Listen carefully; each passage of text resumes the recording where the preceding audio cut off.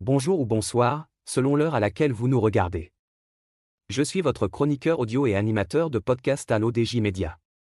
Je suis chargé de vous lire aujourd'hui, avec une fidélité totale et absolue, le témoignage poignant recueilli par le docteur Anouar Cherkaoui.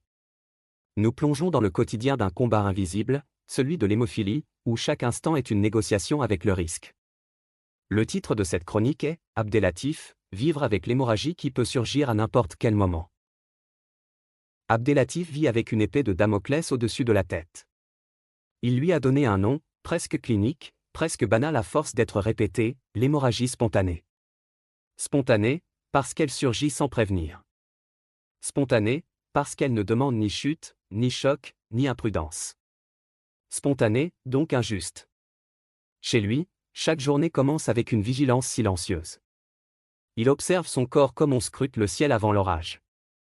Une douleur inhabituelle, une tension musculaire, une gêne diffuse peuvent être les premiers signes d'un saignement interne déjà à l'œuvre. L'hémophilie ne crie pas toujours. Elle murmure, puis elle frappe. Depuis 2015, son quotidien a basculé. Cette année-là, un hématome lombaire compressif, survenu sans alerte et non pris en charge à temps, a entraîné une paralysie du pied gauche. L'auteur ajoute que le stépage s'est installé, rendant la marche incertaine, fatigante, dangereuse. Le corps, pour avancer, a compensé. Et en compensant, il s'est usé. Le genou droit a cédé sous l'effort, provoquant une gonarthrose douloureuse et un flessum handicapant.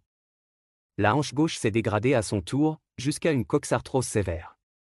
À cela se sont ajoutées des douleurs neuropathiques persistantes, électriques, liées à une hernie discale.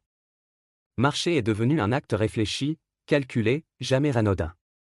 Puis, ces derniers jours, une douleur nouvelle est apparue sur la face antérieure de la jambe gauche. Abdelatif a d'abord pensé à une énième manifestation de ses douleurs sciatiques. Le corps a appris à banaliser l'alerte. Mais sous la douche, le miroir a dit autre chose. Une large ecchymose, étendue, insidieuse, s'étirait de la cuisse jusqu'au mollet. Le signe visible d'une hémorragie interne déjà installée. L'auteur affirme que pour lui, une fois encore, le sang avait coulé sans bruit. Cette scène résume à elle seule la vie d'un patient hémophile marocain privé de l'essentiel, le traitement préventif disponible à domicile. Car l'enjeu n'est pas seulement de traiter l'hémorragie quand elle éclate.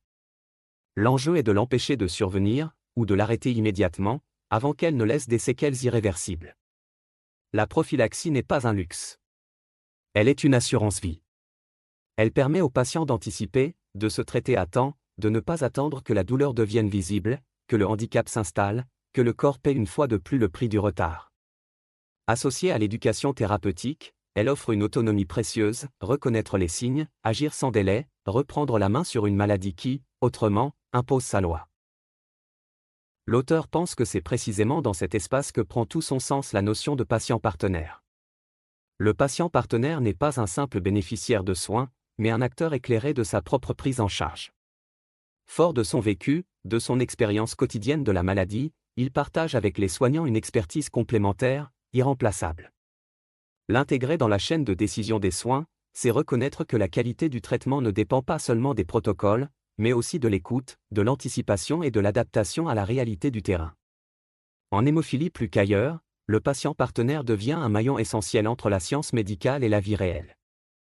L'auteur conclut que sans cette prévention, chaque journée devient une loterie biologique, où le hasard décide de la gravité du lendemain. Abdelatif ne demande pas la pitié. Il demande la compréhension. Il montre, à travers son corps marqué, ce que signifie vivre avec une maladie chronique quand la prévention fait défaut. Son vécu n'est pas un cas isolé. Il est le miroir silencieux de nombreux patients pour qui la prophylaxie n'est pas encore une réalité continue. Raconter son histoire, c'est rappeler une vérité simple et essentielle, en hémophilie, prévenir, c'est déjà soigner.